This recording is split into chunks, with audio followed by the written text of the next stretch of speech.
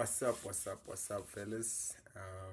I'm doing my first live stream. So I have a bunch of things that I'm going to be talking about today. Ne? So my name is Will May. For those that don't know me, I run a YouTube channel called Real Clippers, and it's also on Facebook right now.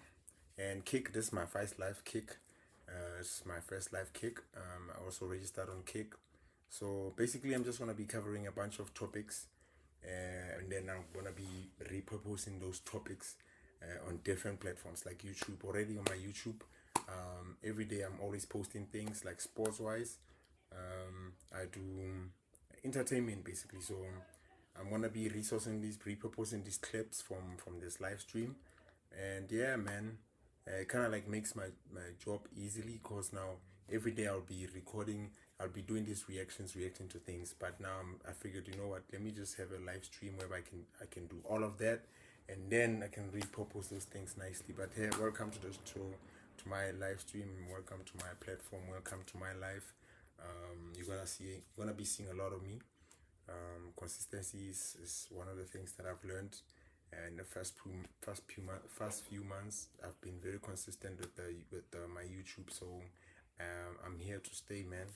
And you guys are gonna have to get used to me. I might change the background. I might be in a different place, but yeah, this is my platform where I'm gonna be doing everything. So I think I'm gonna start with the first topic, because I had to run through a lot of things to see what's interesting on YouTube. But there's something that I encountered there, Kespanyo Vest. People are talking about it. I saw Mac G talking about it as well. So let's see, man. Remember, man, this is my first time learning, so I'm learning, guys. Please bear with me. I should have first started looking at the camera when I started, but I just remembered. Okay, but it's my first episode. So yeah, man. In the first topic is Kespanyo Vest. My first topic is gonna be Kespanyo Vest. So let me just get my mouse. So my first topic is Kespanyo Vest situation. So let's see what happened there.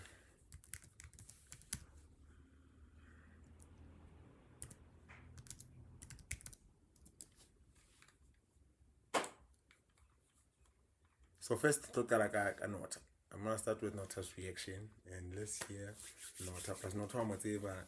I think Music Pulse, you guys are doing the best, man. You guys are giving us the source. You guys are giving us.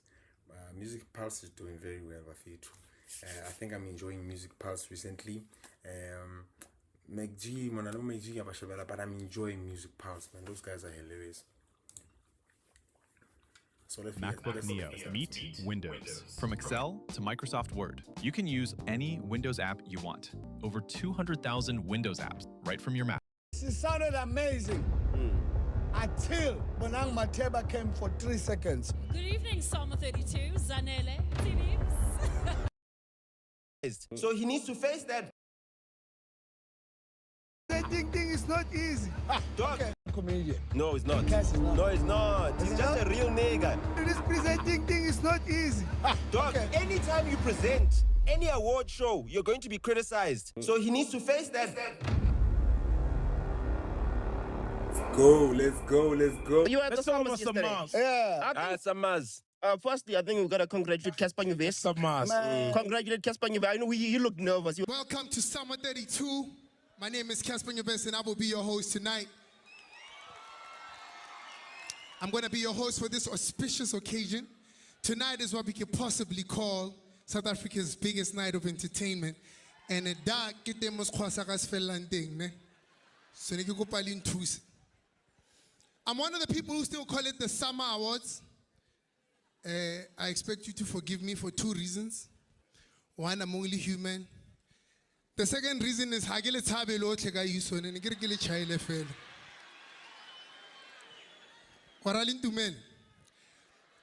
First of all, I'd like to greet my colleagues before I go on. It is so lovely to be here, dressed in this new body of mine and this suit. I get back to batho ba bua hore 2-piece ya ko my ladies ne. La bona lona fanda ka di trapile of kanjani. Before I move on, before I forget, I promise that I will say my son's name on TV. So I just want to say what's up to Khoso at home watching. Plus Kenyans, you know, my beautiful wife. My beautiful daughter, and a lady who's also watching. She does not know anything. And then my families, the Polos, the Mojakis, and the Majozis. Big shout out to my dad who's in the crowd. Was nervous, but he the did a first good 2 job, minutes. right? And Zanele Potela shined with the man, bro. My ever so kind fellow host.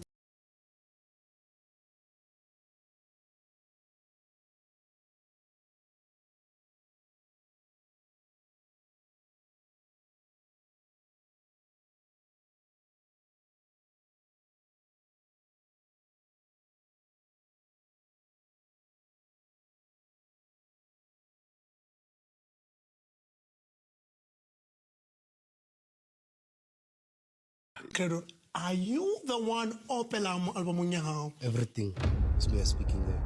Everything. Don't you want to hear Credo sing, guys? He was trying to sing and then he just said, nah, fun. Then and then Casper pulled him off stage. In the beginning, his energy he was full of zest, he was full of excitement. And then I don't know what happened. Throughout the course of the show, his energy started dipping. I got no issues. I mean, the guy's a Twitter guy, right? He lives there, right? No problem, right? But why not just focus and do the best that you can during the show? And then after, by all means, bro, like respond or whatever. And I'm so proud of everybody. And I love you guys! I didn't know that Tyler was that pretty, bro. What do you mean? Hey, I think I'm becoming, what are fans called? Tiger. I think I'm becoming a tiger, eh? Oh. Sure, I think I'm becoming a tiger. Oh.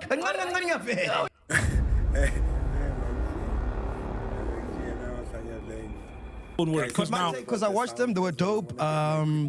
Zanele is amazing. Zanele. Oh, my That's the part. She makes the She parts. didn't miss a beat. Okay, Mzansi. Tired of living in your inbox? These whisper flow features are gonna blow your mind. Watch what it does. Hi, Kristen. It pulled up the correct spelling from. I can see Casper on the screen, but wait. Casper. My friend, I've been walking around, you know, my friend. I promised you to find you a Tswana husband. Yes, you did. But now things are not going well. What do you mean things are not going well? Are there any bachelors in the house? Not any all the single single. men? Everyone came with their people. Hi, Bo. Are you single? Ooh. Okay. Yeah, let's try it. What's your name, my brother? Where are you from? Dandara Joburg. He's from Joburg. Dandala Joburg. Dandara. Okay, how do you think of this one? I like his suit. I like the sparkle. I feel like it can go along with some of my dresses earlier. All right. What does he do for fun? Then Casper? what do you do for fun, my brother? You. Hi. It's a family show. Anybody else? Anybody? Absolutely not, Jantela. Here's my brother. Aish. Disqualified when I put it. Thank you, Tupac. My brother, what's your name? Where are you from? I'm from Cape Town. Cape Town. What's your name? Oh, what's my name? Kolwani. They're looking for a Tswana man, so I don't know. I'm also Tabang as well. Hi, Bo. He's also half Poloni like Ukraine. My brother, I don't trust this one for you. I'm not gonna lie. When I shop with Limpopo, and the Limpopo are about to wa easy via Vaseline, what. Casper. And about shoot, man. Excuse me. Okay, Casper. Can we behave, please, Tanwazam? Thank you very much. He makes the pots. Casper was dope as well. In the beginning, his energy he was full of zest, he was full of excitement. And then I don't know what happened. Throughout the course of the show, his energy started dipping. And then I realized he was commenting to the haters on Twitter while the show was going on live. Oh! You understand what I'm saying? Shot himself in the foot. Why would you do that? Why would you do that? Like, Casper knows how bad. Hey, man. The biggest killer in the country ain't HIV. Man, it's Twitter. Now give me the head I need. Those were his lyrics. So you know what Twitter does. And on your moment, first time ever hosting these things, why the fuck would you go on the biggest killer in South Africa? Twitter, you know what I mean? according to him. And it was a good job, bro. He was on a live just recently talking about how he went through depression, for instance. So he's That's when he was a overcome. sex addict. Remember, he's a sex Just addict. recently. I think he was just talking. So I'm like, why then would you be on Twitter knowing that will literally drain your energy? He thinks he's immune to it. A lot of people, we're on Twitter because it doesn't get to us, but maybe it can get to you, because energy is energy at the end of the day. But when you're happy and you want to open Twitter and people are shitting on you, somehow, somewhere, that energy seeps into you. Somehow, somewhere, it may not be at 100% of it, but somehow just you engaging with it will fuck up your energy. I got no issues. I mean, the guy's a Twitter guy, right? He lives there, right? No problem, right? But this is the biggest night, one of the biggest nights of your entire career, right? Yeah, it is. Why not just focus and do the best that you can during the show, and then after, by all means, bro, like respond or whatever. But what I found weird was during the show, because like if I'm presenting the Summers, dog, I'm laser focused. I'm focused on my job for that night. Yeah. For those 3 hours, they've got my undivided attention. I'm gonna do the best I can, and I'll see on Twitter whatever people say. Because people will always comment whether you're doing good or bad. You know what I mean? I saw a tweet this morning. He said somebody messed up a skit. They messed up a skit somewhere. The skits were funny though, man. I think there was a skit and somebody messed it up somewhere. That's they did why. a Credo C skit that was funny. Oh shit! Oh, shout out Credo. Credo C was he singing? No, Credo Must C. have been singing. And it was obviously it was who's Capo. Capo, yeah. Credo, are you the one opela album nyao? Everything. It's me speaking there. Everything. There's a lot of voices there, though. Well, my church, it's not like they from it's the French one, my mother's side. They flew all the way from there. So you flew a choir? Yes. That's how you do it, ladies and gentlemen. The man takes his music so serious. He flew a choir all the way from Portugal, you say? Between Portugal and France. You flew... Yeah. Credo, man, stories are more sense, Papa, man. I'm so sorry, but... Hey. Anyway, right to my Lord Leveler joining today. Nala Credo, we still have to have a conversation after this because Credo, see, what would you like to say to your fans? I just want to say, keep buying my album. It's on every platform.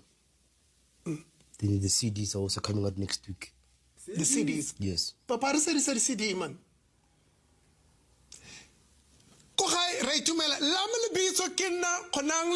I'll see you next week, same time, same place. I hope I'm not performing here, please. Please, I cannot perform here, please. My choir is still in Portugal. I was not told I'm going to perform here. It's still on the store. Maybe I can make one out. What's happy? Man.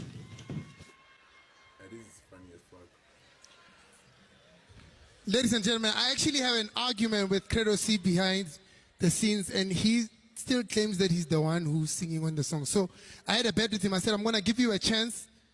You're going to prove once and for all that you are this artist that you claimed you. Don't you want to hear Credo sing, guys? Make some noise for Credo C.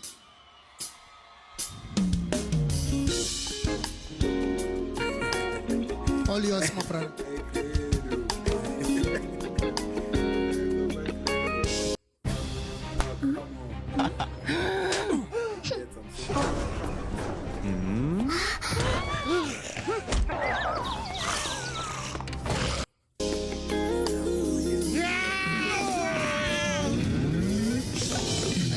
Guys, when from now on, where's the music studio, and then have a book when you are fully booked. I was not going to do it right. Yeah, he did the skit and then they called him on stage and then he was trying to sing and then he just said "Ngafa" and then and then Casper pulled him off stage, which was funny. You know what I mean? Yeah. I really liked the Tyler moment. I just love my country so much, and I want to take this moment. So yeah, guys, I think that was my first topic. Yeah, Casper hosting the Summers, and regarding the situation here, Highway, he's looking at the comments during the show. My advice, my brother, is just do the job first.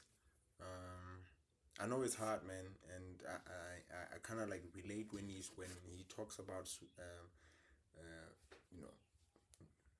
mental. I don't know what you guys call it. You call it mental situations, or we call it mental what? But I kind of understand that, and I think I went through a phase so many times, and I don't know. It's funny. Every time I build, it's kind of get destroyed, and it's so easy to get destroyed. But now I'm realizing what the source is, and I'm realizing what guy. So I think that's what's good. And to keep myself sharp, to make sure that I'm always doing right, what makes me even feel okay about myself is just knowing that I have the ability to become who I want to be. I have this amazing skill to do so many skills. Like us on this live podcast, some of my episodes we're gonna be doing music. We're gonna be making music or recording music. So I also make music. So there's a bunch of things that we're gonna be doing on the live stream. I'm sorry about the sound. There's a car outside. You go see. You know how it is. There's a car outside, I think, or it's a truck. I don't know. But I'm sorry if the sound gets messed up. I hope you guys can hear me. But we can move to the next topic, Aspire suicide, and hear what he said. And yeah.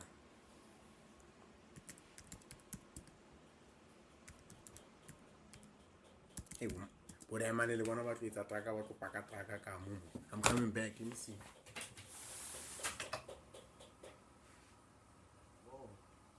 So I'm getting a oh, tu kira traga me video pakaso. Oh, sapra.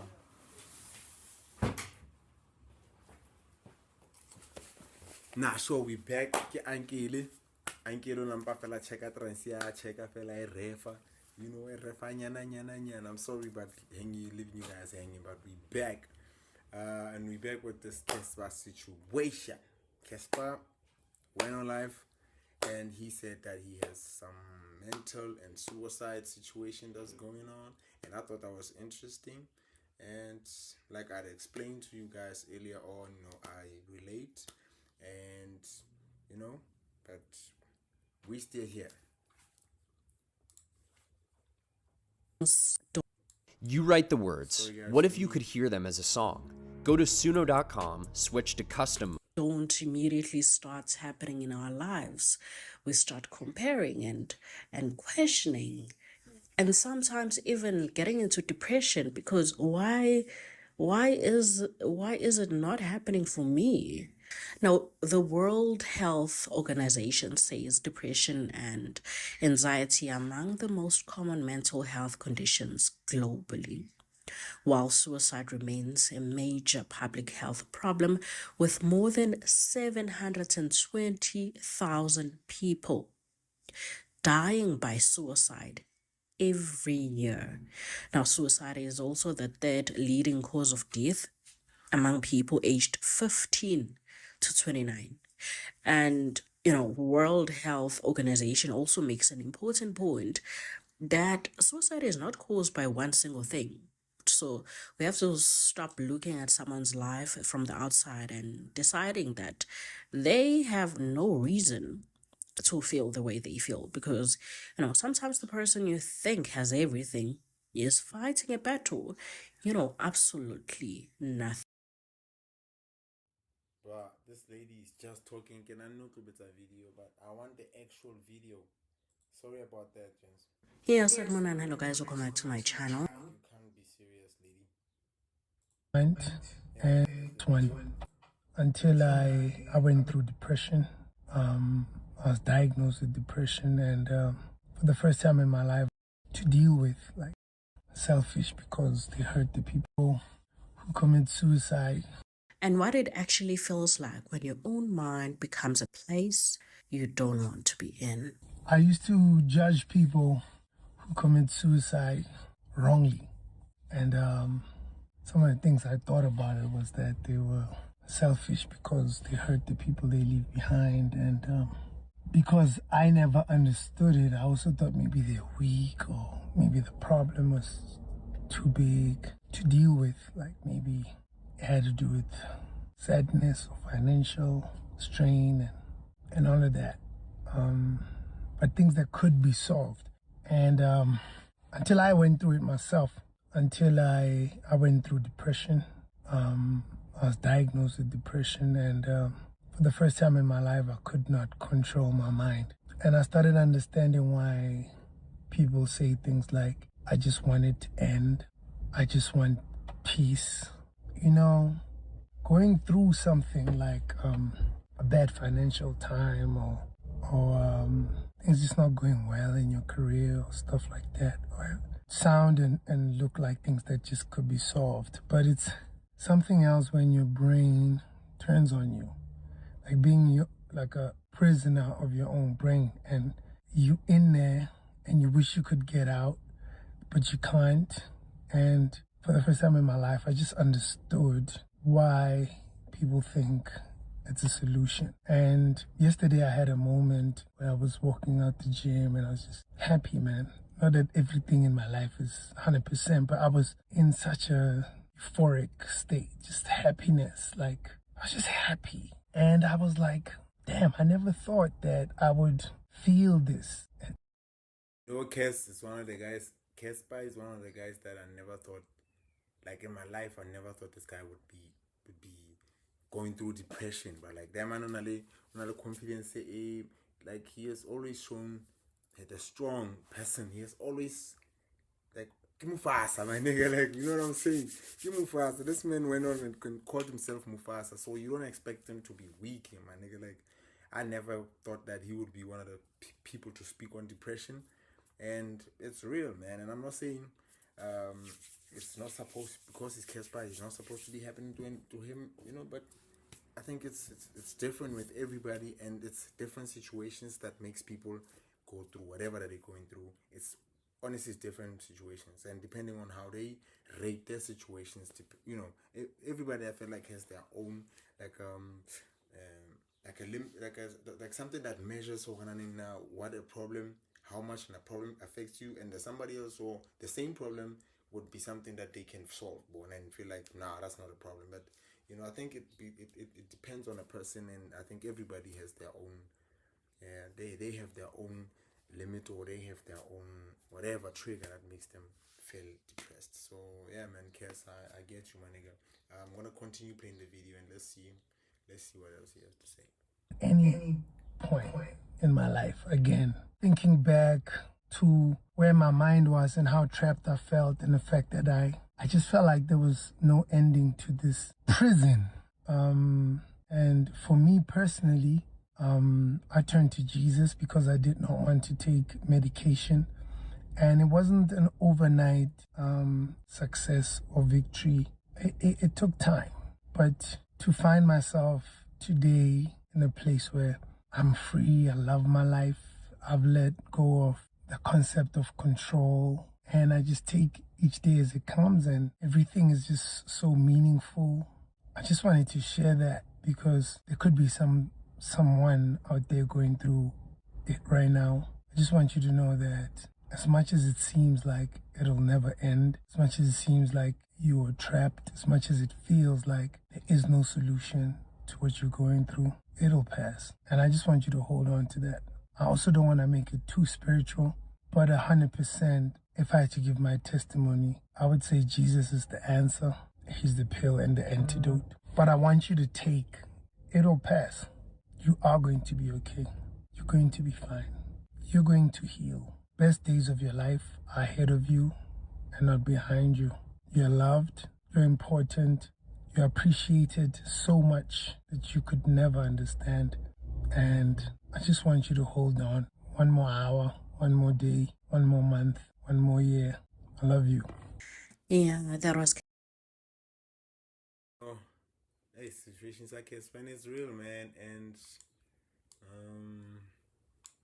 no, we hear you, Kespa. We hear you. And for everybody else that's going through depression out there, you know, I also feel like, you know, being alive and being able or still breathing to be able to change your situation or whatever happens to you and whatever that you're going through. But, you know, being alive, I think that's one of the greatest gifts that you can still, you know, you can still hold on to the fact that you can change. There's still a choice. You can still make a better choice. You can still choose better. You can still make a better decision. And one thing that I'm learning recently that, you know, and I know that's one of the things that I need to, it's, you know, it takes me to another level once I get to a place where I'm able to take decisions, you know, no matter how painful they may be, but take decisions, you know, that also changes a lot.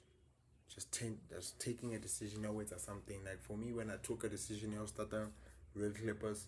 I was also going through a lot in a sense, looking for a job. Nothing is coming through. I'm getting this little piece there, and I'm just sitting at home and I'm thinking, fuck, man. With so much skills, like, I at some point, like, guys, if you want to talk about my skills, let me just go there quickly.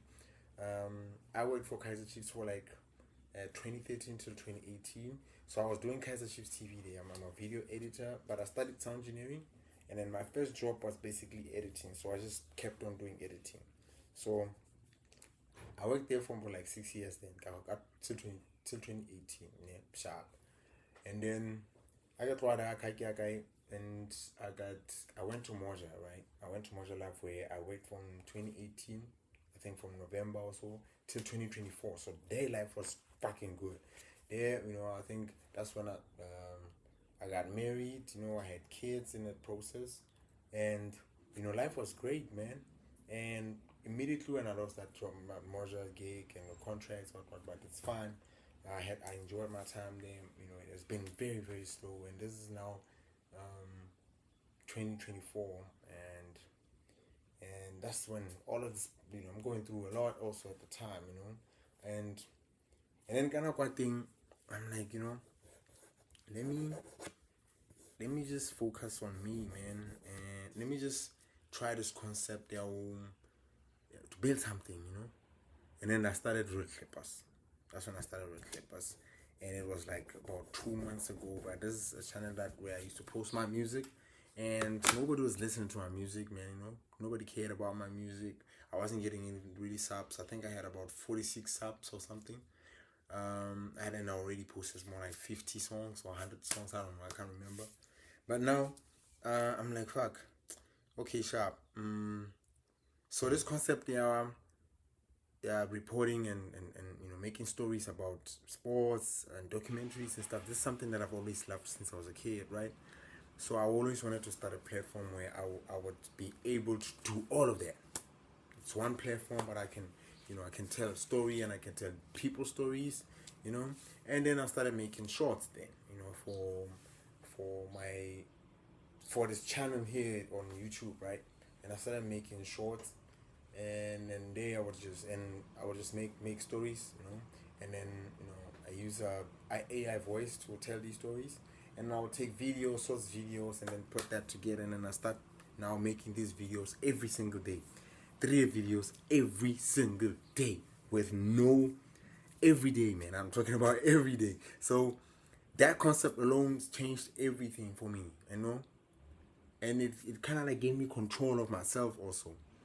It kind of like gave me control of myself. I'm like, fuck, instead of sometimes crying about and just do something that I love, that actually can just hold on to and say fuck. And it's easy for me. It's very, very easy, guys, for me to set up or to have all of this, right? It's just an equipment situations that I'm trying to get together, and then I will have this amazing studio where you guys will have will enjoy the experience together.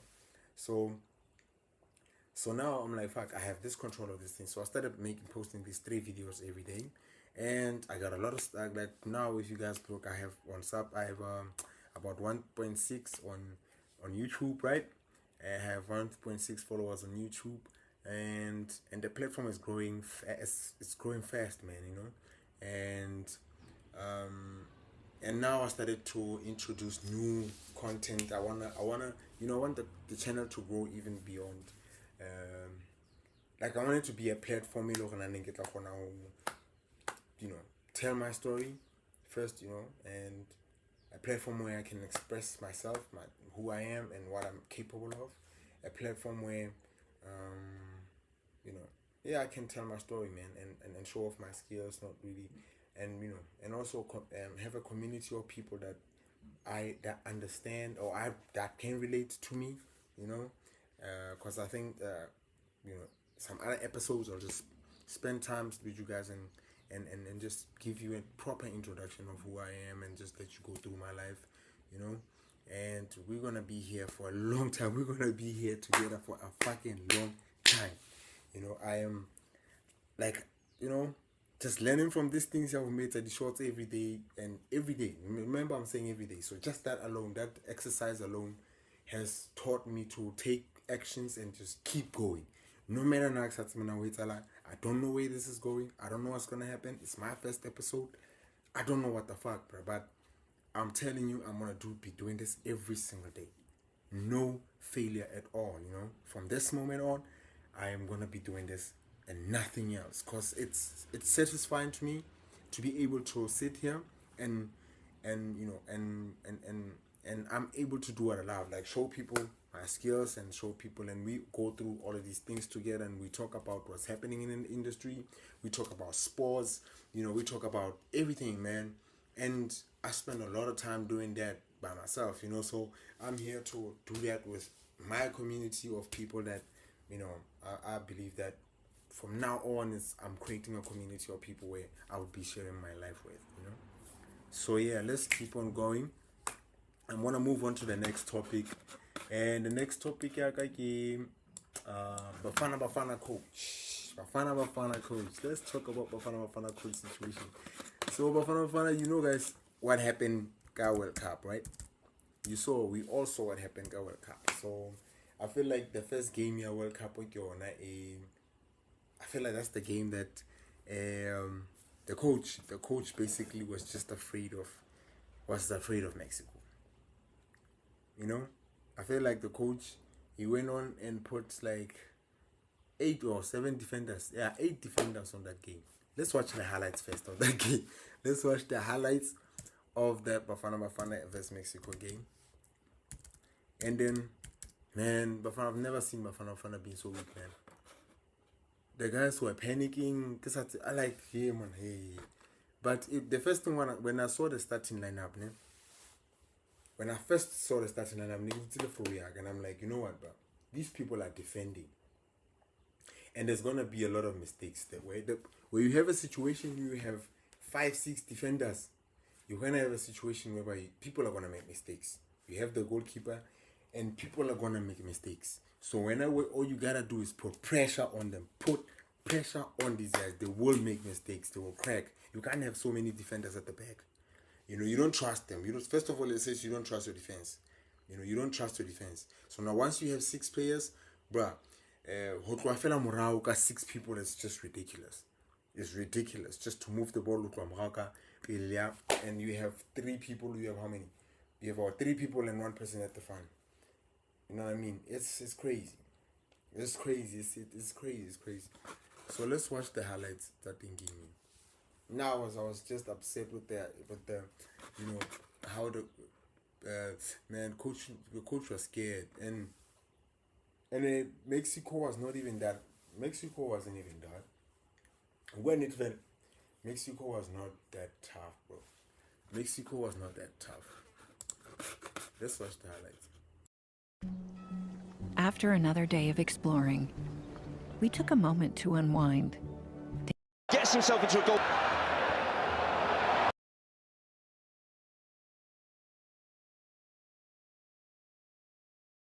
Their third all-time leading scorer. But watch out for 17-year-old Gilberto Mora from the bench. He's the next star emerging in this country and will no doubt have a key part to play. Lyle Foster leads the line. He's the squad's top scorer with 10 and was their joint top scorer in quality. We lost the treasure there. Jaden Adams, you will be missed. South African football, you will be missed, man. And you're a star, my brother. The South Africans as footballers will miss you, brother. And rest in peace. Rest in peace. Qualifying. Overall, the average age of just over 28 is the oldest. Vamos! The greatest show on turf, the biggest ever seen on planet Earth. Day 1 of 39, teams 1 and 2 of 48, match 1 of 104 in Stadium 1 of 16. Just about every turn you make in the city here, he is idolised. Reyes. Oh, an early chance, and a superb save by Williams. Inside the opening 5 minutes of play.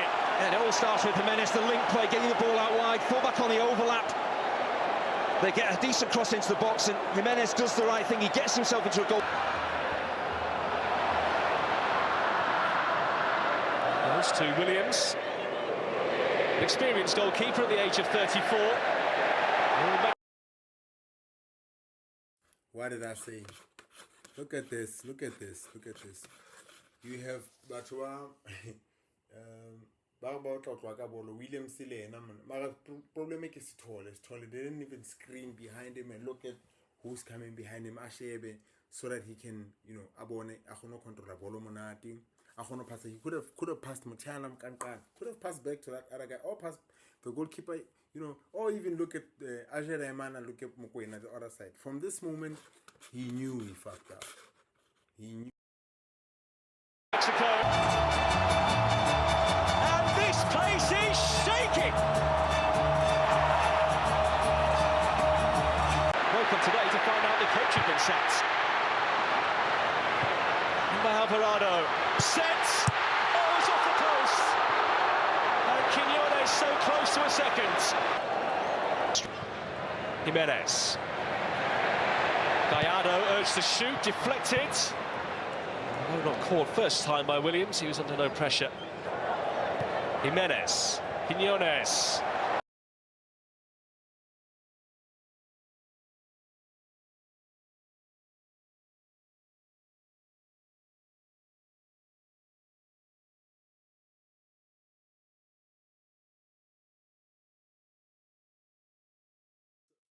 Sorry about my sound. I forgot. Sorry about my sound.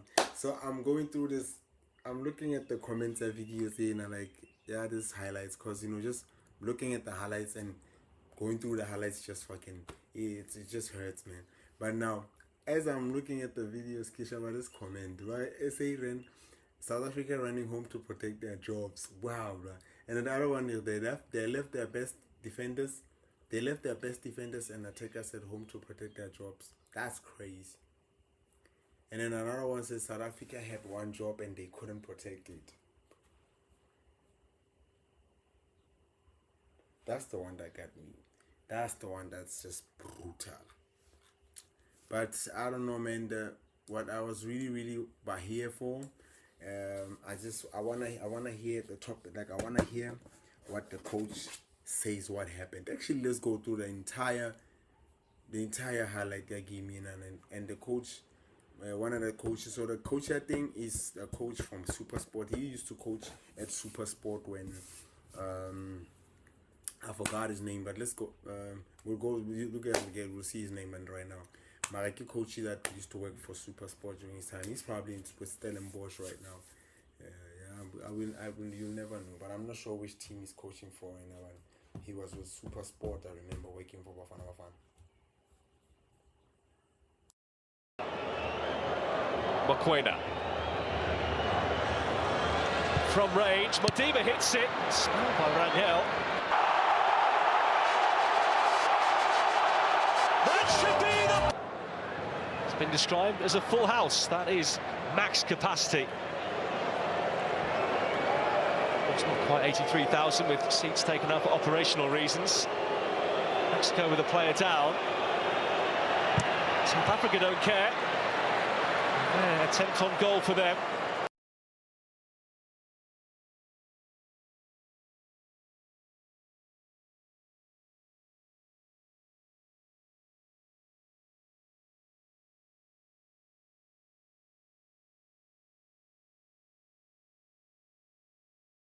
Go to Filmora, write down. I'm sorry for keep forgetting my microphone. We're back with the sound. So I was saying it was a bad day for South Africa that day. We concerningly red carded 2. I think they scored 3 goals. Eh?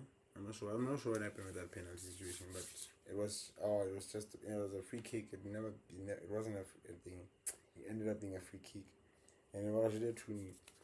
So now one of the coaches, like I said, who used to coach for SuperSport, he actually went on Soccer Beat and spoke to the journalists there, Soccer Beat, and speak on the situation, what happened in their change room. So I was also interested I wanted to hear man what happened in the change room on that day or after that day, because they went on to go to qualify, for the next round. So it's interesting to just hear what they think I can be. Let's listen to the On your idea and open VO3 Pro model, hit generate. Like it is, and that's what I really love about Grant. In this interview, he talks about certain issues with SAFA, which will be, it's an eye-opener. I found it an eye-opener. He gives actually insight into Hugo Broos's relationship with the players, why it's so close, how he managed to get the best out of the players. He also talks about Hugo Broos's relationship with Sipho Mbule, and he got the best out of him, and the request he made to Sipho Mbule before the World Cup, actually eye-opener stuff. Guys, I really think you're going to enjoy this. Please subscribe, and don't forget part 2 is coming soon. Welcome everybody, it's Soccer Beat, and it's Peter du Toit, and I've got Bafana goalkeeping coach Grant Johnson here with us. Grant, fantastic to have you. The fans are going to be very excited to have an inner voice. The man who was there at the AFCONs, at the World Cup. So I'm really, really excited about this. I'm going to ask you all about Hugo Broos. I'm going to ask you about every single game. I'm going to ask you about SAFA support. I'm going to ask you about the players. At the end of this, Grant, you're going to be sick of me. So, no problem. First of all, I want to talk, before we get into the actual World Cup, SAFA. You know, there's two sides to a performance in any team, whether it's a club team or it's a international team. A national team is the support from SAFA. Hugo's gone. There's a new coach going to be coming in. How was the support from SAFA on a rating of 1 to 10? And you can divide it into different areas. And where are the areas in SAFA where need to be improved? And if it's a hell of a long subject, just give me the highlights. I think we could talk about SAFA and South African football all day. Obviously the World Cup was an amazing experience. Even the qualifications we went through, there were highs, there were lows. The AFCON experiences that we had were amazing. For the last 5 years, I've been with Hugo Broos, and it's been an amazing experience. I've learned so much from him. But from a SAFA point of view, absolutely, they can do a lot better. Administratively, especially. There were most of our trips, there were hiccups here and there, and things that we had that we experienced that we shouldn't have. The planning should have been a lot better. And just planning in advance, you know, everything seems to be left to the last minute. I understand there's issues in play, dealing with other associations and dealing with FIFA and dealing with all these things, the rules and regulations, but still, there's got to things be better planned in advance, knowing what's coming up.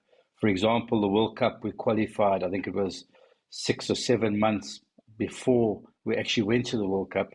So there was plenty of time to arrange and to get things done.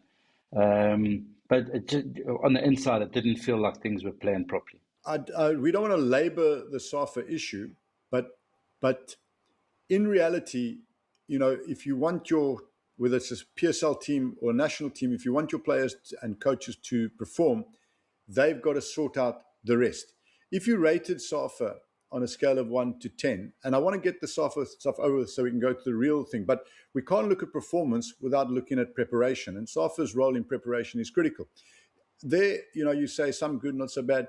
On a scale, so the South African public can know. I mean, you're not there anymore, so you're able to talk freely. On a scale of 0 to 10, before you answer, I look at what's gone wrong and the visa issues and all these issues. All countries have these issues. So it's not like you've got to get, you know, like a goalkeeper's got to stop balls going in. Everybody's got to do things that they've got to do right. So there's no excuses. The Mokoena issue, the lack of friendlies, unless that was something that Hugo wanted himself. If I look at the support and what I hear, I would say SAFA's support was on the poor level. But I'm not there. You know, we spoke to people close to the team during the World Cup. There was, from our understanding, there was a lot of unhappiness amongst the squad. And I know I'm putting you in a corner here, but I want the viewers out there to hear the truth. I hear that there were a lot of squad members, and I'm not going to say players or coaches, that felt that things were not done professionally enough. And I won't go into detail because it's not for me to put it out there right now. So I would have looked at that, and from what I heard, I went, this is not how it should be run. This looks like a 3 out of 10, a poor performance. Am I wrong? In most instances, you're not wrong. I think it was pretty poor from their side. You're going to a World Cup. For me, it's the biggest sporting event on the planet. And yet you don't feel like you're going to a World Cup. You don't feel like the importance of the occasion. Small things, like I would, when I was in, by the way, I was involved in 2009 Confederations Cup in South Africa, and then I was involved towards the World Cup. I was just left out for the World Cup games, and then straight after I was back in again. So I've been there through pretty much Confed Cup and World Cup before. Back then, it was a different. It just felt different. We were spoilt. We were given gifts, and we were given lots of kit, and it just made you feel special. It made you feel like you were going to a massive tournament.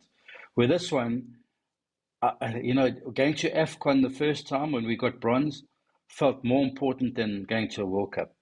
That's what it felt from the inside. Grant, just to clear this up, when you say felt more important, you're not talking from a player's point of view. You're saying how it was from a SAFA point of view, how they, I don't want to say looked after the players, but because that sounds like money. I'm talking about organizational, that it warranted better organization. Is that what you're saying, or was it just no enthusiasm? A bit of both. The organization, I don't think, was great. A lot of times during the World Cup, we things didn't go according to plan, and not always SAFA's fault, but there's a lot of it that they could have corrected. And it's small issues, even kit, for example. When you're going leading up to a World Cup game, 2 days before the game and the day of the game, you can't wear any sponsors' logos. So nothing with Standard Bank or Castle or anything like that on. When we got to the World Cup, the first game, we got given some new kit, which didn't have the logos on. I think it was one T-shirt and one tracksuit and a pair of shorts. So you got to wear that for 3 or 4 days. And the whole tournament, we were complaining that around the game day, we were in the same shirt for 4 days. So it's small things like that could be a difference. Again, I don't know if that's Adidas. I don't know if it's SAFA. I don't know who to lay the blame on. But at a World Cup, surely you should have more kit than one T-shirt to wear for 4 days. Eventually, even Hugo said, there's no way I'm wearing it for 4 days. And he started wearing stuff with the sponsor's logo on, because he just said, I can't be wearing the same thing for 4 days. It's not possible. So those are the small things that make a big difference to a team. You've got to make the players and the staff and everybody else feel special. And at no point did I feel special. Well, Grant, let me say it stronger than that. Having been an ex-player myself and dealing with football for donkey's years, is that the difference between the Real Madrids and the other and the Englands and the Brazils and that is that professionalism that's what you can control.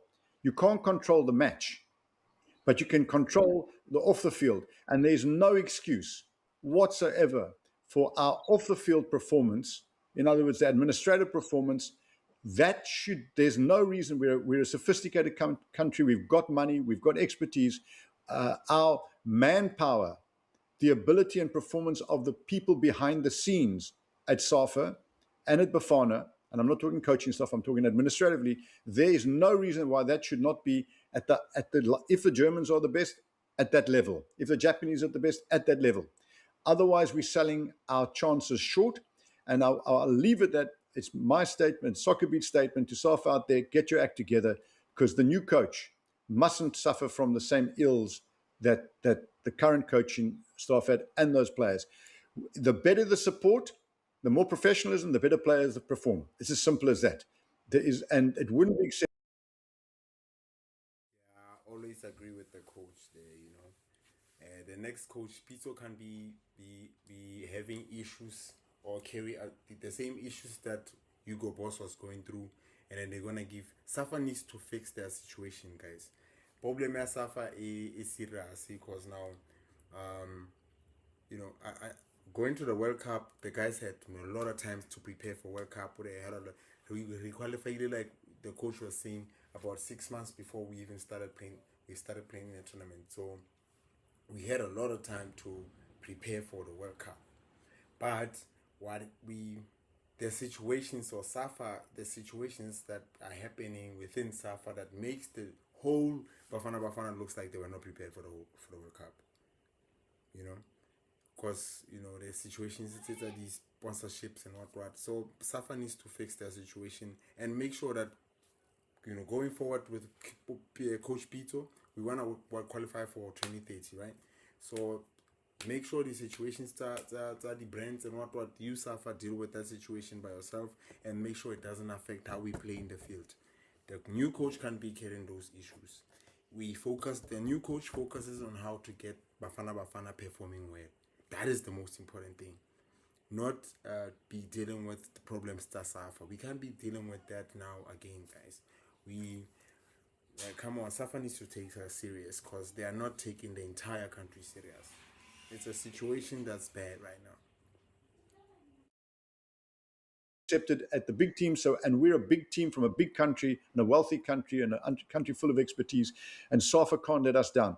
And the viewers out there, if you agree with what I'm saying, please hit the like button, and make a comment. Those of you who haven't subscribed, please subscribe so that you can get your comment in. We cannot have the next Bafana coach having the same amateur. In fact, I won't even call it amateur problems because amateur clubs are well run by people who love their club. We've got to have people involved in SAFA who've got the expertise and the love for the job. We leave it there, Grant. Let's go to the meat of the matter, playing at the World Cup. And I want to talk about Hugo Broos first because none of us know Hugo Broos as intimately as you do.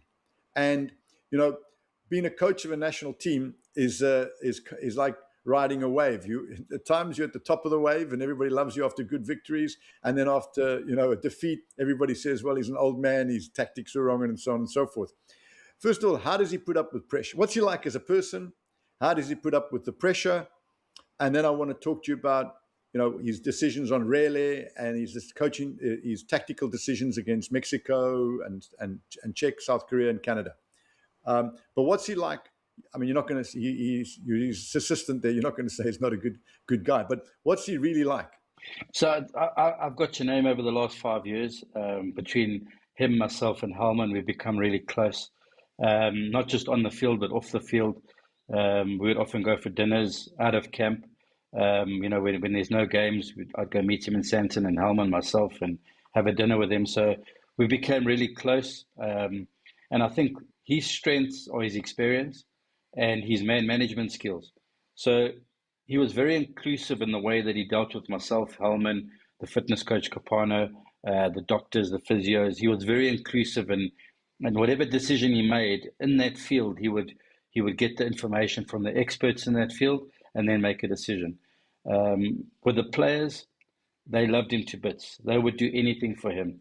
You could see, I don't know if you saw the videos of the night we qualified for the World Cup. Though he was dancing on the table, and you just look at the players' eyes, the way that they look at him, you could see that they loved this man and they would do anything for him. So one of the things I took away is he doesn't sweat the small stuff. So there were lots of issues going on all the time, almost daily, and he wouldn't sweat it. He would deal with the important matters, and the small stuff he would let it go. And I think from that aspect, everybody respected him. He didn't demand respect. Everybody just respected him from who he is. Even on the training field, he wouldn't be shouting. I don't think I ever heard him shout at a player. He'd walk up to the player, stand next to him and say, don't you think you should do this? Or what about that angle? What about receiving the ball? Should you pass it through there? And that demeanor means a lot to players because it means he respects the players. And I think a lot of South African coaches, and I'm generalizing here, but they almost try and demand the respect rather than earning it. Correct. By the way, viewers out there, Grant won the league title, by the way, with Manning Rangers, an iconic team. That team is one of the best PSL teams seen, and obviously won it with Orlando Pirates as well, and was on Super Sports coaching staff when they won the league under Gavin Hunt. Both those leagues were won under Gordon Iggerson. But just carrying on about Hugo. So what's he like pre-match, before the game and at half-time? before the match, he's pretty quiet. You can see he keeps the stress and the pressure to himself. He doesn't pass it on to the players. When he talks and team talks, and he's very he explains in great detail. So there's no question marks what he wants from the players, because he goes into quite detail. His meetings are not very long, short, to the point. He's the way he talks, not anything over 15 to 20 minutes is max, because he believes after 10 minutes the players stop listening anyway. So leading up to the match, he's very calm. If he's feeling stressed, the players don't know it, and he doesn't pass that pressure onto the players.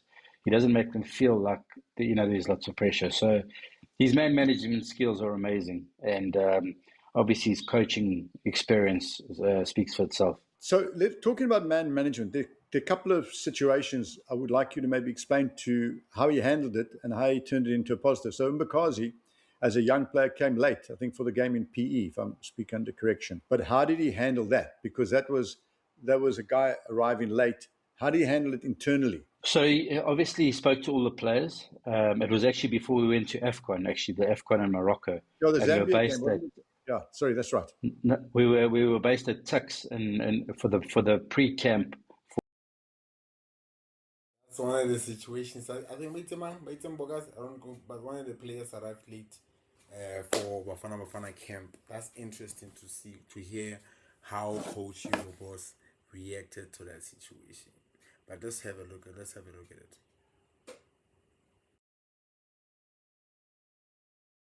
For the AFCON in Morocco.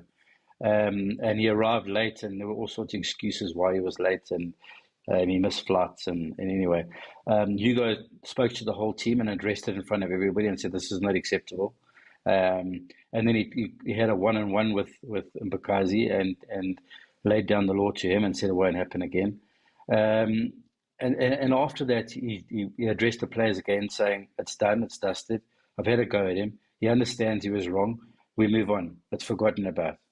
He doesn't harp on it. He doesn't keep bringing it up. It really is done.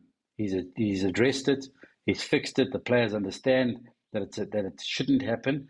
And the way he did it, players know that if it happened to any other player, it could be Lyle Foster, it could be Ronwen Williams, it could be anybody, they would be treated exactly the same. And what that brings about is there's no stars in the team. No one gets any special treatment. Everybody gets treated exactly the same. And that created harmony and a family-like environment within the team, that there's no star players, there's no special player get treated any different. Yeah. There's a player, that I really thought that he put a lot of trust into, and I thought he was going to be the one guy that could get this player to play to his true potential, and that is Mbule. We know his troubles that he's had, got to Pirates, did relatively well, and because of Zwane's injury, Hugo Broos took a risk on him and put him in the national side, and he partly delivered, but then after the break, after coming back from the AFCON, he disappeared again from the scene. Why do you think he couldn't get it through to him? And it's a difficult question to Mbule that, listen, there's a World Cup coming. You could be the main man at the World Cup. I mean, that was the AFCON. He didn't really deliver, in my opinion, but there would have been a second chance because obviously Temba has been injured. Why do you think he couldn't get through to Mbule, who we all had put our hopes on would be the guy at the 10 at the World Cup? So just after we qualified, on the field, straight after the game, Hugo Broos called Mbule aside and said, listen, I need 7-8 months from you, and that's it. You can do, after that, you can do whatever you like. Please give me 6 or 7 months of your best. Because he knew, and Mbule is he's probably the most talented player we've had in the team. Unbelievable player. When we played the qualifying games, he was unbelievable. And Hugo saw that and knew that he could be a match winner for us. And going into AFCON, I didn't think he did badly. We have seen better from him, but who knows what was going on, internally with Mbule himself. But in my personal opinion, this is just my opinion, I think Mbule, if he had come to the World Cup, played to his full potential, he'd now be playing in Europe. Because I think he's one of the most fantastic players I've seen. And again, that's just my opinion. The way he turns players that are close up behind him, I haven't seen that in many years. And I think he could have made a massive difference for us at 10. Yeah. Great first touch, little slow, but doesn't give the ball away, can play it long, could play it short, physically strong. That's one of the saddest things in South African football, that he's now playing, I believe, you're going to Iraq. But tell me, and on that note, because I'm going to bring you to Adams right now, and then we hear of mental health issues, and obviously Mbule's issue is partly mental health anyway, because if you're drinking, and it's no secret that he has a party background. Do you think that we should have a pastor or a trained psychologist with players in these situations, or is it something that should happen at club level because you're only with players a short time? And taking the into equation. Yeah.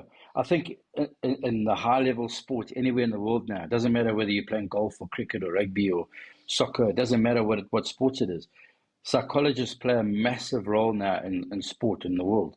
And for me, in big tournaments or even qualifiers, you should have a sports psychologist. Maybe in South Africa, we need some type of special psychologist, and that's maybe a bit of from a pastor background or something like that, that players can trust. Because I think that's the big issue is trusting this psychologist who you don't know, where if it's maybe from a religion point of view that might make a difference, I don't know. But we definitely need at tournaments, at qualifiers, where there's high pressure, we definitely need some sort of assistance on the mental side of the game. And if I go to Jaden, you would never say at the World Cup that there was something wrong with him. Because he's very quiet. He's not a very vocal person. So nothing was different. He was quiet, but that's how he is. So, in fact, I had Yeah, sorry. The one day I actually had a chat to Jaden. Situations like Jaden Adams is very sad, guys. It's very, very sad. And this guy was just a quiet guy. He was really just a quiet guy, honestly, and that's one of the stories that I'm gonna cover maybe later on. Yeah, Jaden Adams and this side chick, baby mama type situation there, and we're gonna talk about that as well, because man, it's just sad to see that happening after he passes on, and and sometimes you'd ask yourself if that could be one of the reasons he off himself. But the guy was very quiet. Nobody never spoke to anybody. Can hear the coach says he never showed any signs of a person that's going through depression or anything, so it's just crazy. And just to see, because I know that Grant had passed away, and just to see where his head was, and he seemed fine. He said to me he was undecided because Lal and a couple of the other players were going on holiday, I think to the Bahamas or somewhere after the World Cup, and he was undecided whether to go with them or to go back home. But yeah, you would never pick it up. But maybe a trained person in that field would be able to pick it up. Me as a coach, I couldn't see any difference. Well, at least he'd have the opportunity to know that there's somebody there that he could possibly go and talk to that would be in confidence. Guys, that's the end of part 1. Part 2.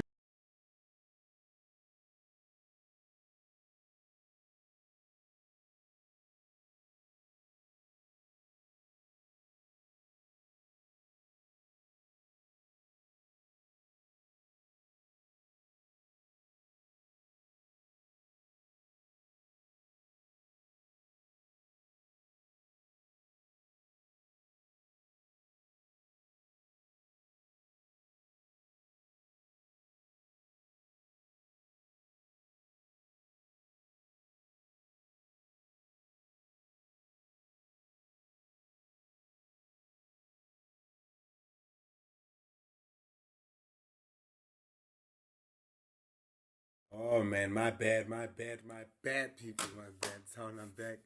So I was saying, my bad. I apologize for the sound. I always have to fix the situation at sound. So like I was saying, it's just sad to hear, Jaden Adams couldn't, speak. He had that situation that was going on, but the most important thing that I wanted to mention was we're gonna cover the situation here highly. I think I did mention that actually earlier on. we're gonna cover situation at Jaden Adams, you know, his side chick situation. But you know, Safa needs to change. It's a crisis that, you know, like I said, Pizza shouldn't be going through at Office and Leona Lena. It's a serious problem for us, and they need to fix their situation. So we're gonna jump on to the next topic. I think it's I'll see how many topics I have, but that'll probably be the last episode, the last topic I'm gonna be doing.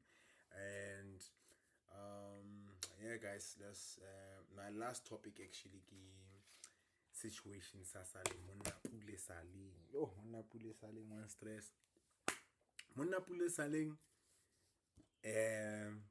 I thought actually the beef never when I watched the episode where he had a beef with the Culture Pirates. Let's look at that situation. Monna Pule Saling.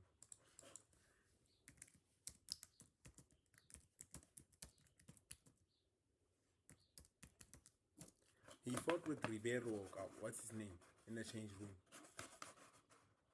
Let's look.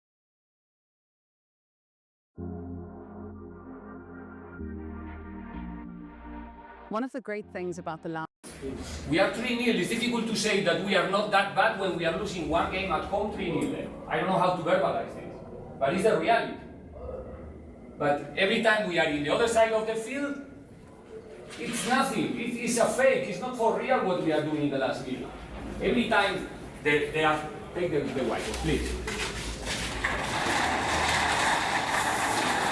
It's easier than ever. In every game we play together to come here to the left side, we are in red. We have 6, 7, 8 seconds to make a decision to see which player we want to play. And the player is not ready. Karim, we are not ready.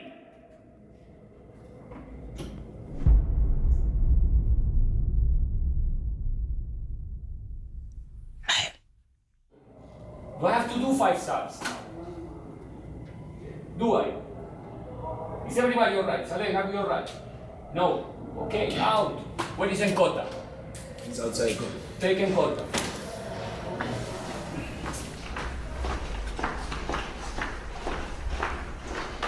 What caused the situation?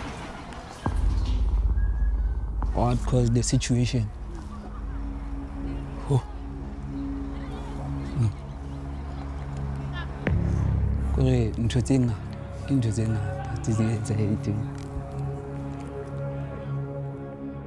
That period of the season was weird with Salem.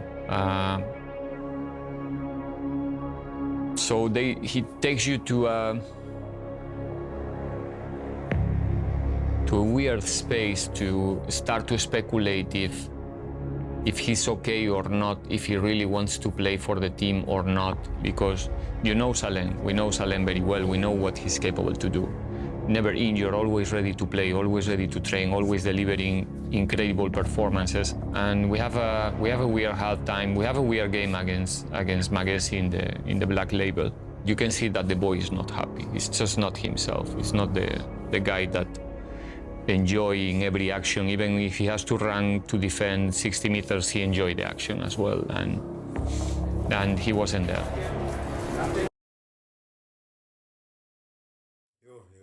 Salem's situation is deep, guys. See, I also not personally, I think there's a problem outside football that's troubling him, because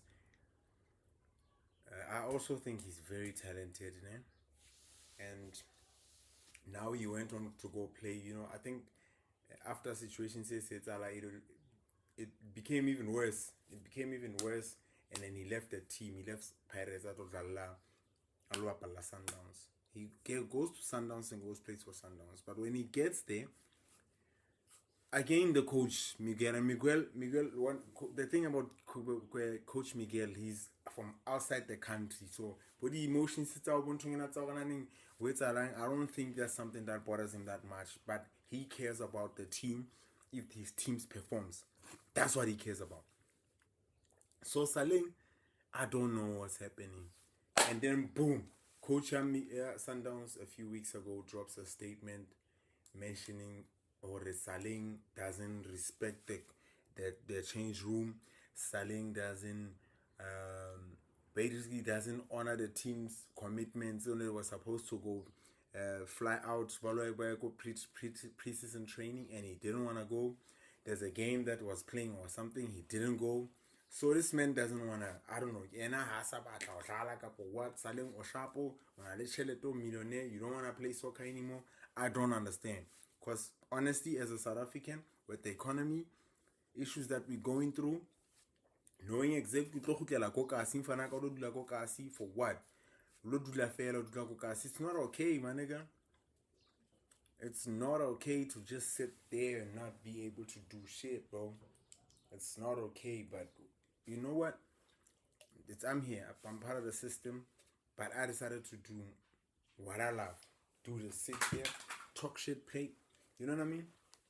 But I'm here creating and telling story, and then in my own way, man. So, Coach Sundowns, since it's a statement, they're talking about that situation, and the situation is just getting blown out of because Soccer Beat also, I want to look at that what Soccer Beat had to say about that, because he's a very close friendly,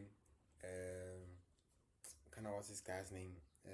He's a very close friendly, Cheese Boy Mukwege. So let's hear what the coach is saying. When this situation started, this is when the situation started.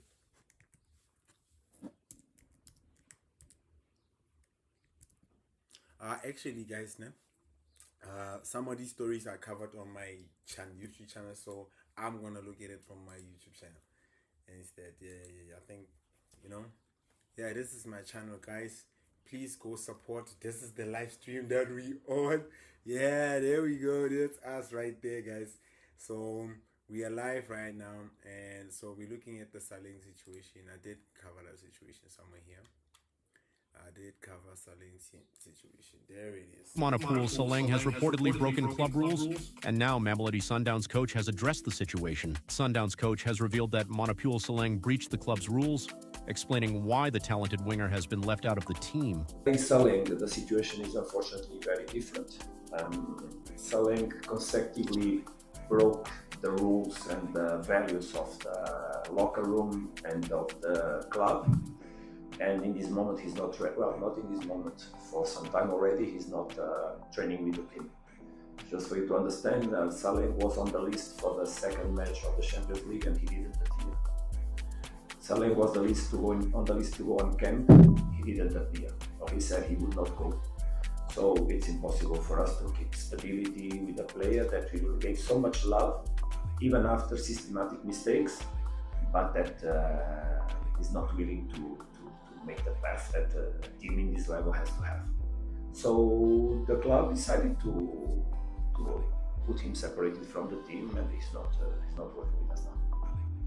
The situation has sparked plenty of discussion among South Like, guys, situations are selling. It's sad. It's very, very sad, guys. It's very, very sad. So yeah, guys, this is my YouTube channel. This is the content that I put. This is us right there. This is the live stream that's happening right now. This is the live stream right now, guys. Episode 1. This is my first episode. So let's keep going with this Saleng episode. Let's see a situation. So I went to go Soccer Beat. Let's go check Soccer Beats. There's a situation in where it's Saleng where this nigga, somebody punched his can or him, and it's just crazy. It's recent. I know it's recent. I know situations. I think it's very, very recent. Hey guy.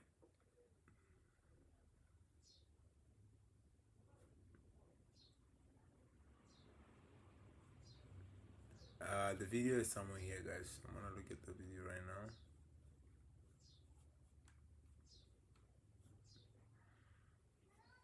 Yeah, a lot of people spoke on the situation in Saleng, guys. A lot of people spoke on the Soccer Beat especially, but let's look at the recent. There's one way I wanted to hear what she spoke. Soccer Beats year 2.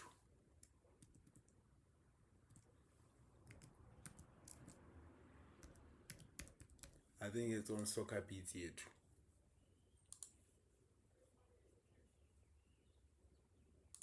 I think it's Soccer Beats here too.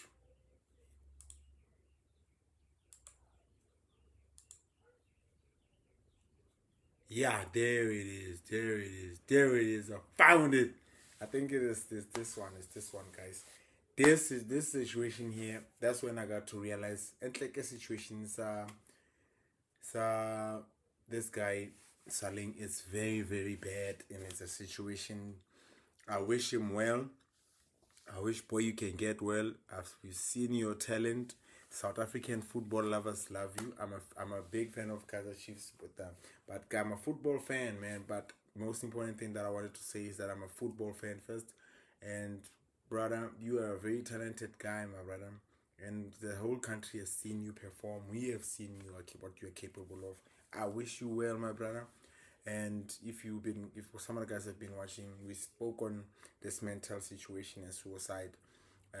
Casper had something situation going on, and I just want to say to Saling, my guy, get well and get help. Honestly, get help. It's hard, I know, but yeah, it helps. Let's hear what she's saying.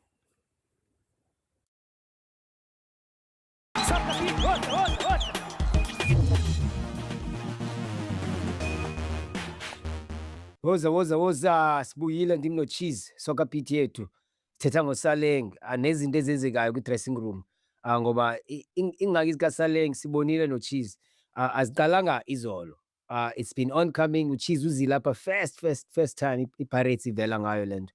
We did a follow up wahamba waya kwi-Orbit kwi-Sundowns zonke izinto okokoko zisenzeka. Cheese xa ndidibanisa ezi story man ndifuna kuSoccer Laduma iyandikhumbuza iSoccer Laduma. There was an incident uSaleng imoto yakhe kuthiwa isikwe i-petrol pipe ejimini estadium sakhe ne, and then phinde ngicinge ndibomake mamele nala documentary ucoach Rivera uyambuza clean Cheese and ndacinga wena uyambuza clean Saleng right athi akekho grand athi okay ke biza unkotha and what wena the other time yazini at least ngiya accept yazi player if ingathi nje yazi non coach I'm not up for it. Ngacinga wena Cheese ba you're the best person basithethe ngalento because as topics zakho xa uvayo Cheese esi story ngoku after yonke lento eza kwi-Sundowns uve nesi story ba uSaleng i-petrol pipe yakhe yayisikiwe e-parking lot i-stadium sakhe apha jimela khona ne-teammates zakhe ezi-around yena.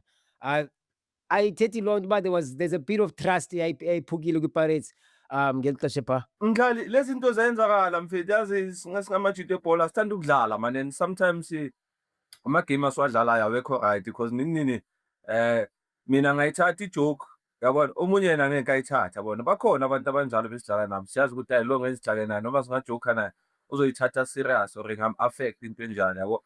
So isitori sikaSaleng, I mean number one mfethu imoto yakho is in a secure space, a training yabo, kune-security, Pirates ine-security mfethu, so they had security looking after imoto, and I doubt ukuthi i-team ingafuna ukukusabotage ukuthi bakhathe ilona yakho. Maybe yenzakele a bit earlier, maybe notice makafika esipanini, you understand, because there's no way mjaka ukuthi dala kupaka imoto lapha e-Rand Stadium mfethu kukhethwe yakho nje ukuthi yakho inqantshule ama-break.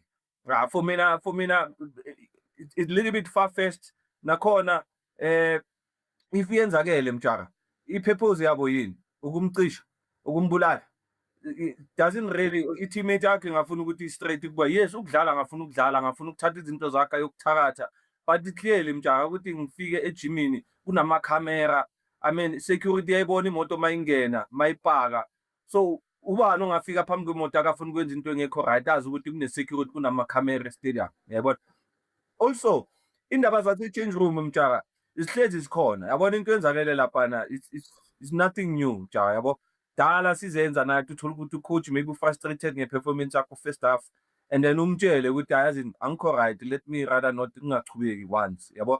It's not in a bad light, it's just ukuthi i-generation yamanje izinto sezishintshile whereby sekunamakhamera e-change room manje, so irekhoda yonke into niyenzayo e-change room yabo.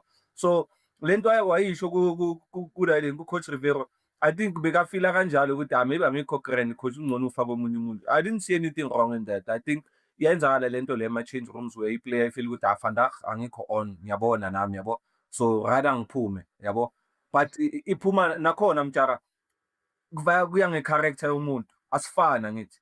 Yabona ukhona umunye ongathi yazi ngidlala ngasharp ma coach yazi ngikhinka 10 minutes ke second half 10 minutes because normally abo coach mawusho kanjalo the best answer would be coach at least 10 more give me 10 more minutes ngizame ngibone ukuthi yabo ngakwazi ukuthi ngilungise yabona but to show ukuthi nayo inhliziyo encane that's why vele atano kungcono ungikhiphe yabona but also in a manner yokuthi akuyafana man kungcono ungikhiphe yabona it was not in a manner of engiyazi ukuthi angidlali kahle mara ngicela nje 10 minutes. Yeah, she's right. That man, he was unangala. He was like, okay, Anki, like unavayangala, and it's unprofessional. Like something enough, it's unprofessional for, especially playing for a big club like Kaizer Chiefs. Like, I think he could have spoken. What's the problem? What the an issue and in, but Salim, man, please get well, my brother.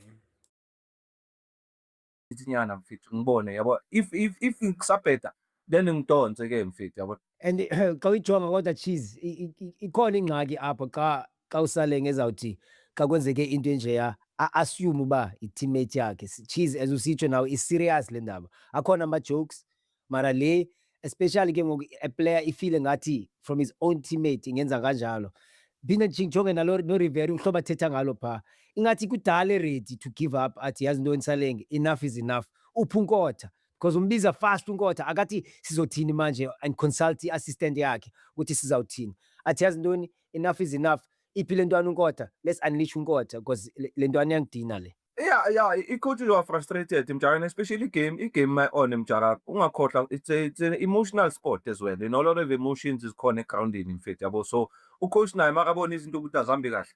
Uzofuna ukushintsha immediately. Akhona ama-player wadonswa first half. Ngakutshela isitory sika Bryce Moon. uBryce Moon ngilapha kuSundowns bedlala neVet. I-touchline laphana. So ucoach Pitso yamtshela ukuthi hey, possible down the line yabona. uBryce return athi hayi man ethi mina ngisidecidele yabo ucoach athena abheka ibench uPeter hey Mthako kinga Mthako hey surprise alibuyele Mthako you know so we have that thing nabo coach nabayazi ukuthi khona iplayer mawungalipressa la uzokuphendula uyazi ukuthi uzokuphendula yabo abo la 4 yazi ukuthi uzokuphendula as coach yabona ukuthi no mina lento bengicabangele be right makube okay mangayenza futhi isipanele uzothi well done angithi so ngeke ngicabangele grounded yabo so sinayo lento lesi ngama footballers mjara yabo so leka Saleng for mina I think because yaphuma out you know in the media and also mangacheka ama camera manje they are more involved in the change rooms so abantu get to see ukuthi kwenzakalani pha no Tito same situation yakhumbula the same argument in the change room via China so this is normal mjara mfethu but nakhona it means iproblem ukuthi dali lokuyenzakala I'm sure that's why coach athi yazini maybe ngikhathele lokusalka wakho man yazini awucine okwendoda man yazini nini thatha criticism as a player yabona ukuthi hayi ngiyabheda vandag I think hame nyo right but you know from when you hear coach immediately the man Saleng what's wrong you're right Adaman had no immediately he didn't even give him a chance or even have a second thought about replacing him. So when the coach was already fed up of this guy's, you know, like coach, this guy was just behaving like shit throughout the game. Not even just in the game. He was just I'm a guy attitude like before even the coach decided to do anything. He was already giving him attitude. So the coach was just fed up. Was like, you know what, fuck this nigga, and I'm leaving, and this guy needs to go. Saleng when I can, and we're going let's do this. You come in, and yeah, fuck this guy. Excuse for the bad language, but yeah, man. Ngiyozilungisa mina yabo and akhona ama-teammate mjara ngeke ubathembe bonke yes uzoba nayo lo mcabango because angeke ubathembe bonke mjara bengikhuluma le story sika Jimmy Cowles same teammates bathatha iCox lakhe abakhulumanga nokukhuluma ukuthi ubani olithathile since bathulile iCox lihambe namagoli so akusuye kuphela bangishaya ifone mina bangishaya ifone e-change room bangishaya ifone 3310 isangena ngiyazi igeneration yamanje miba bayazi bazoyigugula 3310 mja sangena hayi bengishisa 3310 click ayikhumbula mo with the snake game. yeah snake hugly dugly something Oh, the Yabo. hey vibrate. Yeah, vibrate mja abangishaya yabo bangishaya and it was not only the last one and amajita azokutshela nekhiya zemoto after training umuntu uyasithatha isikhiya sakho asichafa ukuthi nje ungahambi uhambe late ngaleso sikhathi maybe ngithi bafethu mangicela ukujima mele ngihambe ngine meeting kuphi just to frustrate yabo obathatha ifuna yakho sifit yabo mina bangishana amasokisi babeceda ukungishaya amasokisi ngaqala ngalimala bangiqala ngilimala ingqondo yami sithi maybe la masokisi maybe bathanda amasokisi lawo ubani othathe la masokisi la maye so ubuza ngapha lo uthi yazini iyalapha yogugula yapha iyalapha jika ngekhona yogugula lapha yabo bayasifana ngithi ngijaka ama-beliefs wethu awafani ukhona womthandazo ukhona wamanzi yabo ukhona we-gravy spice so ama-beliefs wabantu awafani mjana ukuthi wena ubelivani ifuna wena mjaka ukuthi uyayikholwa ukuthi vele umuntu othathe i-cox lami kusho ukuthi vele that's why ngingadlali or that's why ngingaperformi that's why it yes singabantu abamnyama siyazi ukuthi izinto so zayenzakala mjaka yabo but nakhona ifuna wena as an individual ukuthi ukholwa ini because ungakhotha into uyifaka la uyikhipha la izoyenzakala shoot mangicabanga ngithi bangithakathile manje bese sengiyikhulumile ukuthi bangithakathile izoyenzakala because sengiyikhiphe lapha ngilahlele ku-universe ukuthi no mina kahle ngilimele and uzolimala vele ithathe lento le ungene change ukuthi lo thatha i-cox lami ngiyokora double yamagoli ke yabona lo thatha amasokisi wami usazogijima ukudlula la yabo ma deep down uyazi ukuthi I hope le ngwenya le yabo ayingilimazanga abafana bebhola basile mhlaka bazokutshela nama-chairman mawufika ukuthi uthembeni ndoda la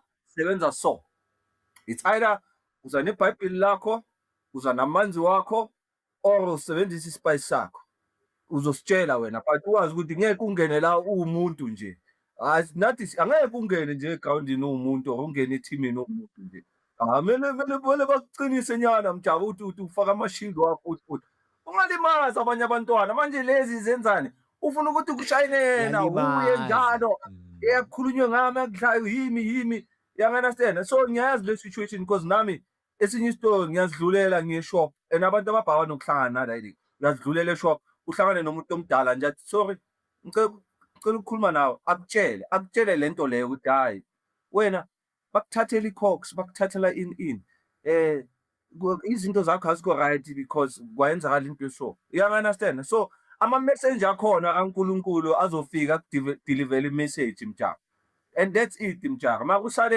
usale yena I think i-mental block mjaka I think kumele alungisela or ufuna angazi ufunani mjaka mina ngisazi ngosalemba Hey, and inkinga enkulu cheese, especially Mousy star player. Uzuguti, there's something like that. Because I'm expected cheese. Mousy star player.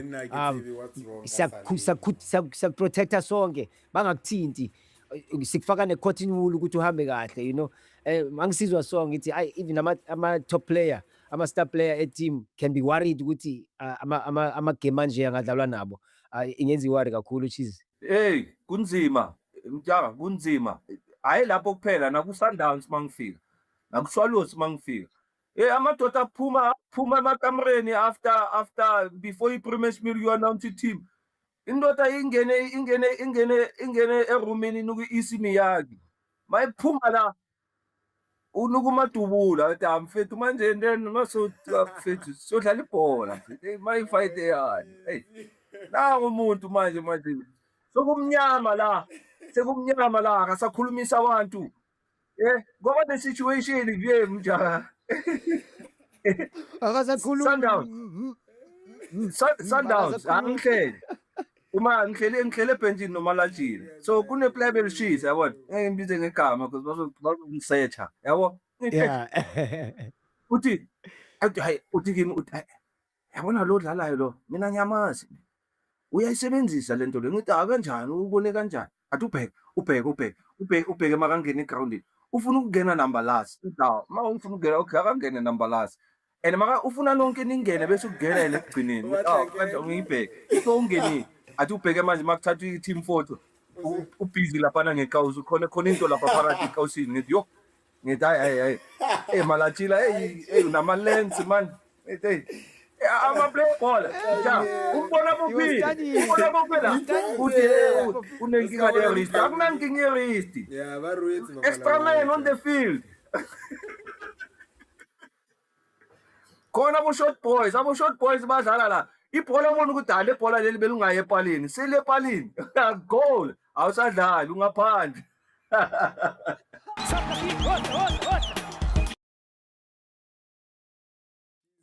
Cheese boy.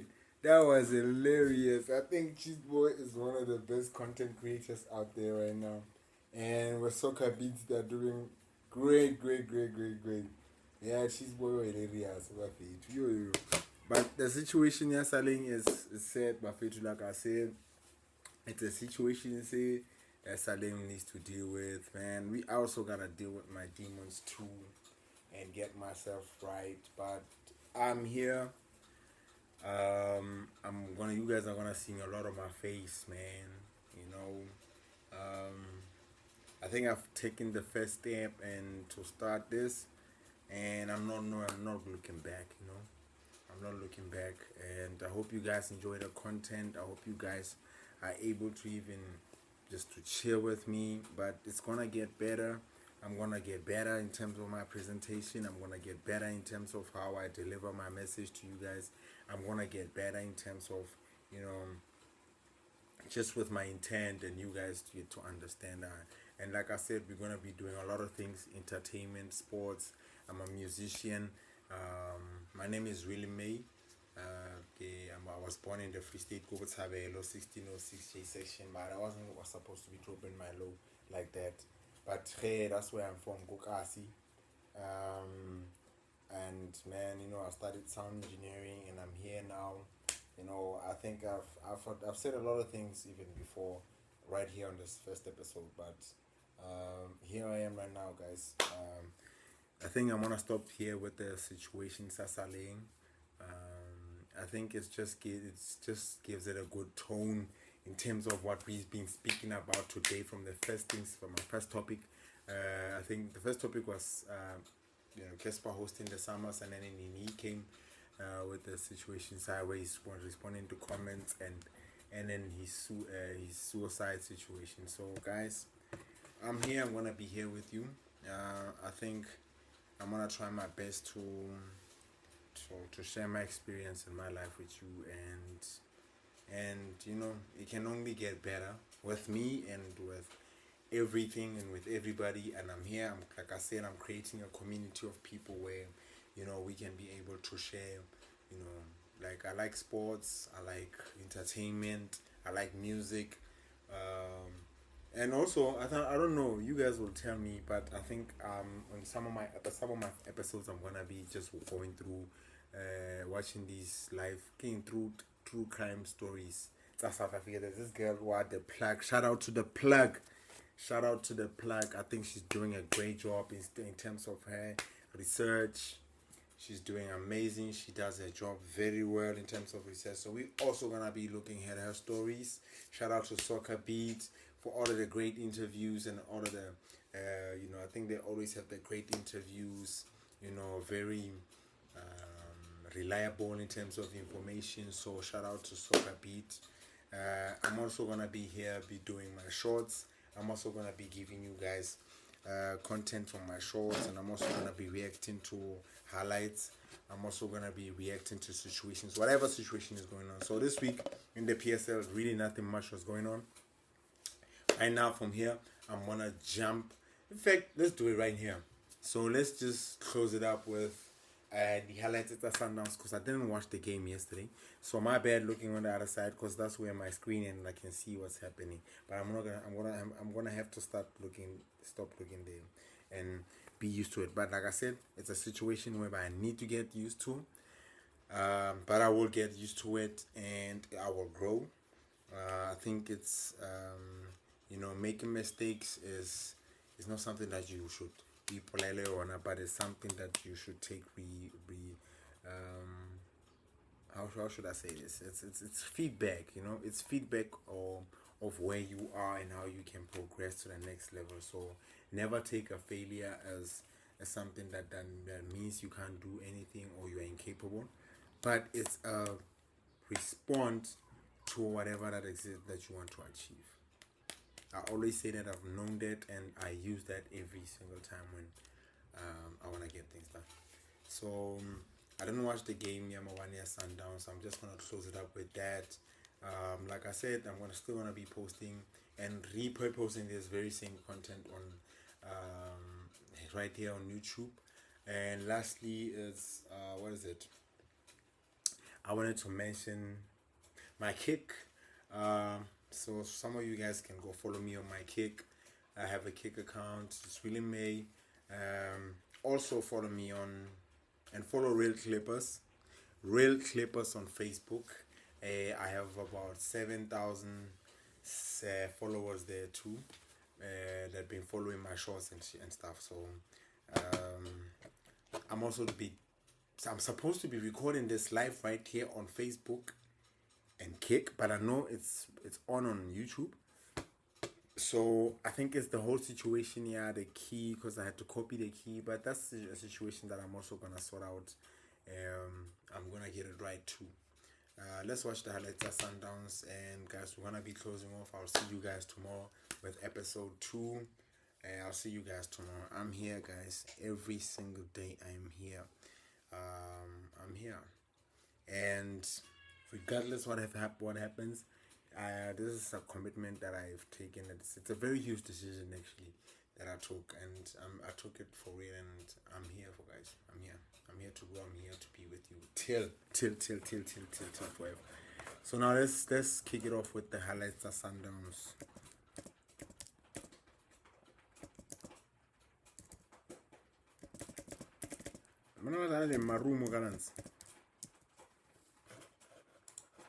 Holy shit, holy. I see ads. Wasn't Sundowns playing yesterday? Hey guys, what's happening? Am I tripping or what? This crashed starship looks perfect for a shelter. Nah, unfortunately, I'm not gonna be able to be there. I don't think the game, but they did say Sundowns was supposed to be playing Marumo Gallants yesterday or what? But you know what, guys?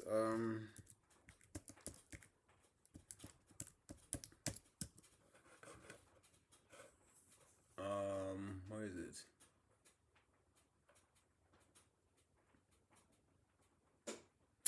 But yeah, man, let's kick it off. Let me just close it today and say thank you guys for chilling. For those that have been watching with me and chilling with me and enjoying this moment, thank you very much. I didn't even see the time because, you know, they say time flies when you're having fun. So yeah, I really enjoyed myself on this first episode. I think the next episode I'm just gonna try to get better and, you know, review this one. But yeah, guys, thank you very much, and I'll see you guys tomorrow. Like I said, I'll see you guys tomorrow. I'll train, I'll get used to this, and thank you very much, guys. Hola.